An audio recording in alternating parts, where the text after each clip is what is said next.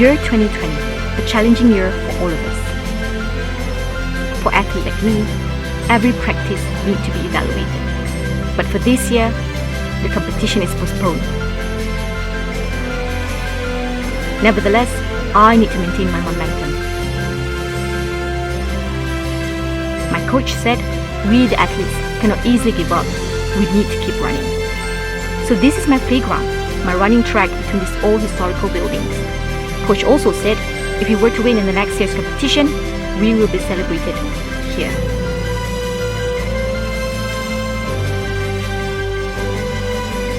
To the locals, IICC is the new symbol, an iconic one. But for me, it is a space to provide recognition for people like us. It was built to celebrate